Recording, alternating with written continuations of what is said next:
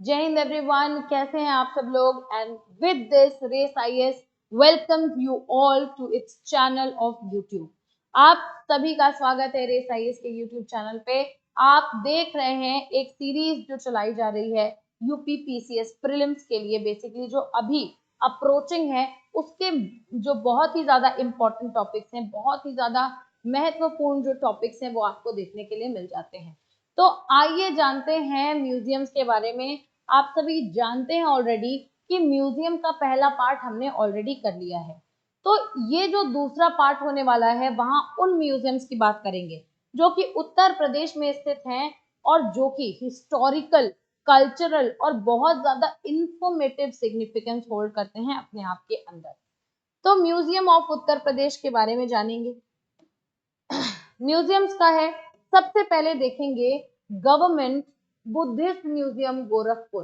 गोरखपुर में स्थित सरकारी जो है, सरकार के द्वारा बनाई गई बुद्धिस्ट म्यूजियम। तो नाम से आपको पता चल रहा होगा कि काफी ज्यादा इसमें बौद्ध धर्म के टेक्स्ट हो गए या उनके एविडेंसेस हो गए, उनके पुरातात्विक साक्ष्य या फिर लिखित साक्ष्य जो भी है उसको संरक्षित किया गया होगा। ठीक है, ये जो म्यूजियम है 1987 में इसको स्टैब्लिश किया गया था, गवर्नमेंट बुद्धिस्ट म्यूजियम गोरखपुर में। ये बेसिकली आप देख सकते हैं सरकारी बौद्ध संग्रहालय गोरखपुर में उत्तर प्रदेश के पूर्वी क्षेत्र से एकत्र की गई पुरावशेष यानी आर्कियोलॉजिकल जो चीजें हैं, जो श्रमण और वैदिक परंपराओं में निहित आध्यात्मिक, ध्यान से देखिए, आध्यात्मिक और रहस्यमय आंदोलनों का एक प्रमुख प्राचीन केंद्र है। ठीक है, उपरोक्त दर्शन की विरासत तीर्थंकर महावीर, भगवान बुद्ध, गुरु गोरखनाथ और कबीर की शिक्षाओं में समाहित है। तो आप सभी जानते हैं कि इनकी जो लेगेसी है इस म्यूजियम में, किसकी किसकी लेगेसी जो है वो रिकॉर्डेड है। आप देख सकते हैं तीर्थंकर महावीर, भगवान बुद्ध, गुरु गोरखनाथ और संत कबीर के जो बेसिकली फिलोसफीज है, इनकी आइडियोलॉजी जो है, उनकी लेगेसी यहाँ पे अच्छी तरीके से प्रिजर्व की गई है। अब बात करते हैं एरिया के बारे में। तो यह क्षेत्र लहुरा देवा, रामनगर घाट, लुम्बिनी, देवदहा, कपिल वस्तु, कोपिया, सहगौरा, कुशीनगर और पावा, आप देख सकते हैं ये कुछ प्लेसेस हैं, हिस्टोरिकली बहुत इंपॉर्टेंट प्लेसेस हैं। एक बार फिर से देख लीजिए, लहुरा देवा, रामनगर घाट, लहुरा देवा, रामनगर घाट, ठीक है, लुम्बिनी, देवदहा, कपिल वस्तु, कोपिया, सहगोरा, कुशीनगर और पावा। ये कुछ ऐसे प्लेसेस हैं, ऐसे ऐतिहासिक और पुरातात्विक स्थलों से भरा है और महत्वपूर्ण खोज प्रदान करता है।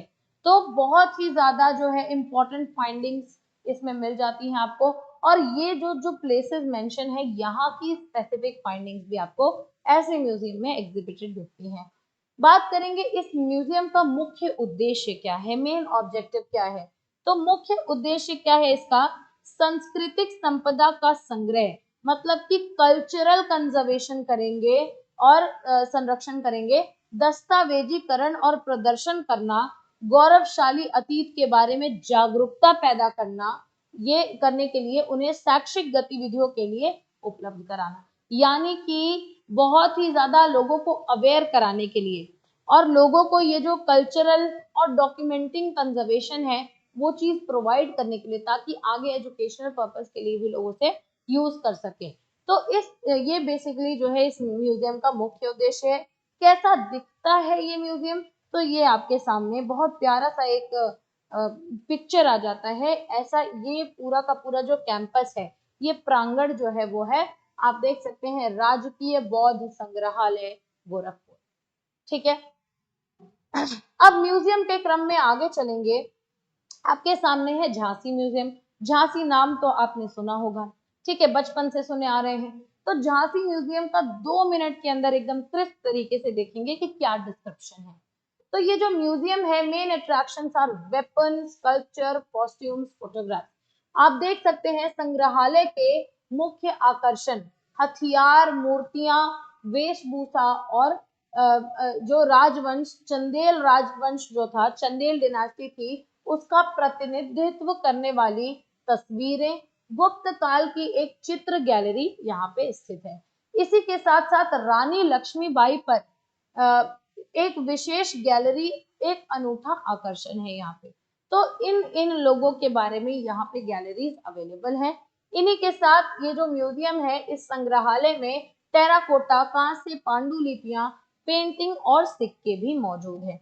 ये खास बात है।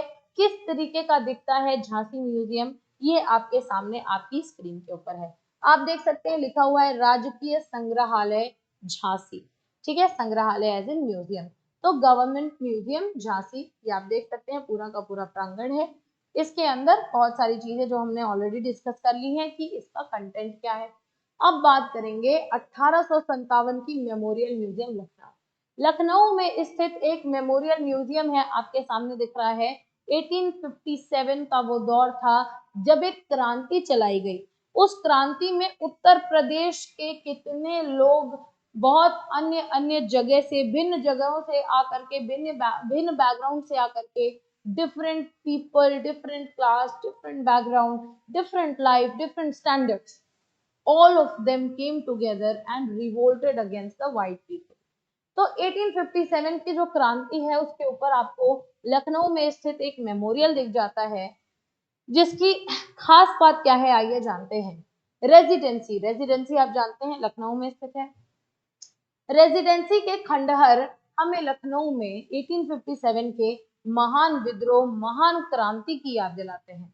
वे उसी स्थिति में संरक्षित हैं, ठीक उसी स्टेटस में वो कंजर्व किए गए हैं जिस स्थिति में 1920 में केंद्रीय संरक्षण के अंतर्गत आए थे, यानी कि सेंट्रल प्रोटेक्शन में ये आ गए थे 1920 में, और आज तक ठीक वैसे ही संरक्षित किए गए हैं।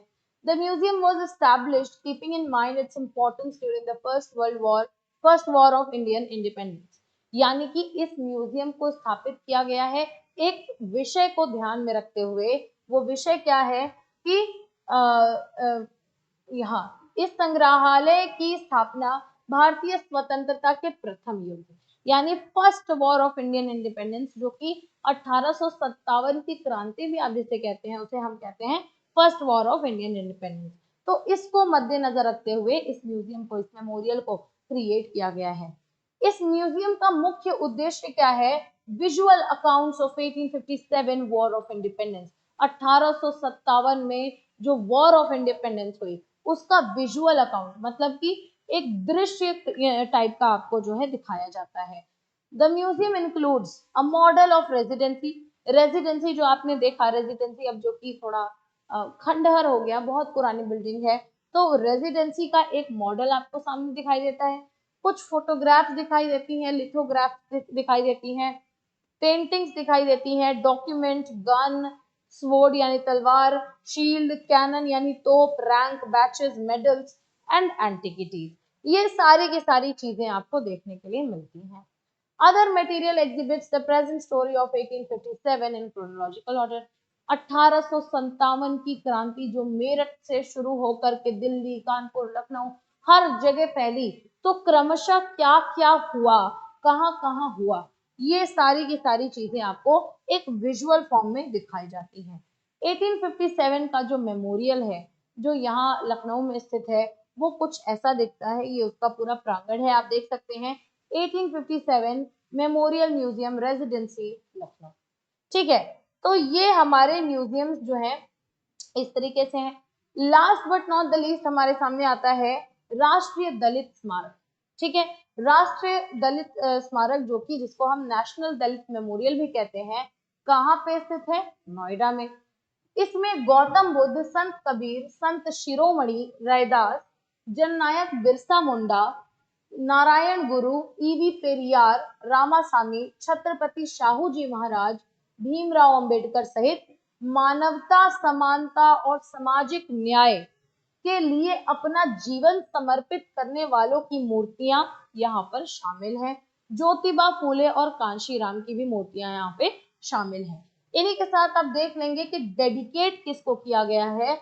यह स्मारक समाज सुधारकों को डेडिकेट किया गया है, सोशल रिफॉर्मर्स को डेडिकेट किया गया है, समर्पित किया गया है, और इसे सामाजिक परिवर्तन के संघर्ष यानी कि सोशल इवोल्यूशन जब लाना था तो किस तरीके का स्ट्रगल था, सामाजिक परिवर्तन के संघर्ष के प्रति इन दिग्गजों के अद्वितीय संघर्ष का सम्मान करने के लिए बनाया गया है। Basically in order to respect the undying courage and valor and struggle made by all these prominent personalities of India। तो इनको रिप्रेजेंट करने के लिए और इनको बेसिकली एक तरीके का कंजर्वेशन देने के लिए, एक तरीके का प्रिजर्वेशन देने के लिए ये राष्ट्रीय दलित स्मारक बेसिकली बनवाया गया है। कुछ इस तरीके का जो है पूरा इसका इंफ्रास्ट्रक्चर दिखाई देता है। ठीक है, तो नोएडा में स्थित राष्ट्रीय दलित स्मारक, नेशनल दलित मेमोरियल आपके सामने आपकी स्क्रीन के ऊपर। ठीक है, तो ये यहाँ तक हमारा म्यूजियम ऑफ उत्तर प्रदेश के मुख्य म्यूजियम्स जो हैं वो कंप्लीट होता है। मिलते हैं अगली वीडियो में यूपीपीसीएस के इसी सीरीज के साथ। आप वीडियो को लाइक करें, शेयर करें, चैनल को सब्सक्राइब करें और कमेंट करना ना भूलें। इसी के साथ थैंक यू एंड जय हिंद।